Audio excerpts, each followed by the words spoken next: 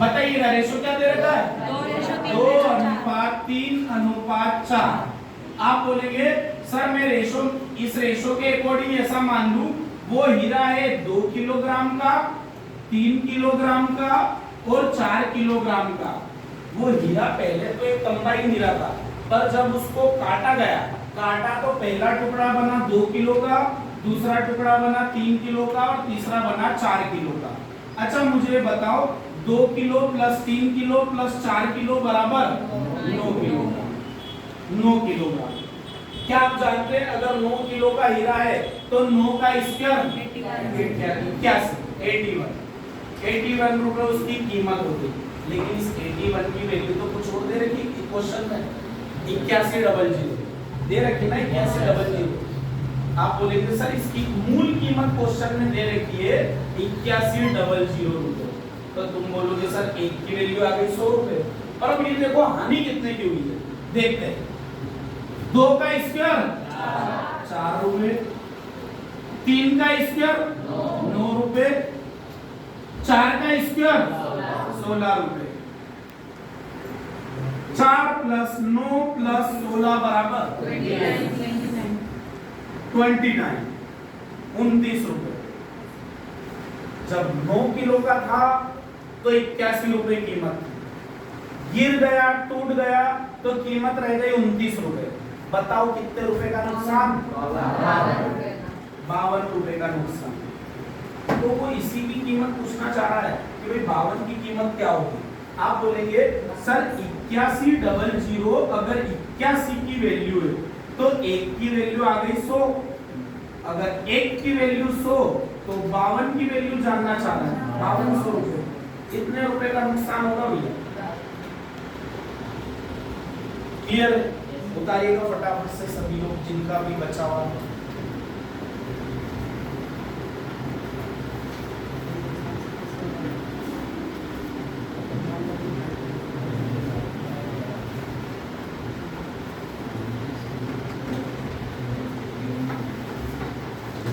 देखिएगा जरा एक बार और बड़े ध्यान से, एक बार और सभी लोग बड़े ध्यान से देखिएगा। अगर मैं आपसे ये बोलूं A का दुगना, B का तिगुना और C का 4 गुना, ये सभी आपस में बराबर है। मैं आपसे ये बोल रहा हूं कि A का तो करो डबल, B का करो 3 टाइम्स और C का करो 4 टाइम्स, और ऐसा करने पर ये सभी आपस में बराबर हो जाते हैं। तो मुझे A, B और C का रेशो बताओ कि भाई A, B और C का रेशो क्या था। आप मेरे क्वेश्चन को समझ पाए? मैं ये बोल रहा हूं कि A का जब डबल करते हैं, B का जब 3 गुना करते हैं, C का जब 4 गुना करते हैं, तो ये तीनों आपस में बराबर हो जाते हैं। अगर ये बराबर हो जाते हैं तो आप मुझे ये बताओ कि A, B, C का रेशो क्या होगा। क्लियर है इतना? देखो ऐसे क्वेश्चन को कैसे सॉल्व किया जाता है। एक बार तो मैं पूरा बेसिक बताऊंगा, फिर उसके बाद में बता दूंगा कि भाई इसको एलसीएम लेकर ऐसे कर लिया करो। देखना चाहिए। हां जी 4 2 3 नहीं, हां जी ये सही 6 4 ऐसा हुआ क्यों है, आइए समझते हैं। अच्छा मैं आपसे ये बोल रहा हूं कि ये सभी तो इक्वल है। अरे है ना इक्वल? अगर ये सभी इक्वल है तो आप बोलेंगे सर इन सभी के इक्वल में आपकी जो मर्जी हो वो मान लो। आप चाहो तो इन सभी के इक्वल में x, y, z, p, q, r कुछ भी मान सकते हो। क्या मैं ऐसा मान लूं कि 2a बराबर x, 3b बराबर x और 4c बराबर x, पर्टिकुलर अलग अलग मान सकता हूं ना, क्योंकि ये तो सब इक्वल है। तो आप बोलेंगे सर 2a बराबर x, a is to b is to c, ये फाइंड करना। a को अपनी जगह रहने दो, 2 को उधर ले जाओ। अगर 2 को उधर ले जाओगे तो क्या x के डिवाइड हो जाएगा, तो आप a की जगह क्या लिख सकते हैं x/2 रेशो। 3b बराबर x, 2a बराबर x, 3b बराबर x, 4c बराबर x। आप बोलेंगे सर b को अपनी जगह रहने दो, 3 को उधर ले जाओ, तो x के डिवाइड में, तो b की जगह क्या लिख सकते हैं x/3। अरे लिख सकते हैं ना, बिल्कुल लिख सकते हैं सर। अच्छा, इसी तरह से 4c बराबर x, तो आप बोलेंगे c बराबर x/4, तो c की जगह क्या लिख सकते हैं, x/4।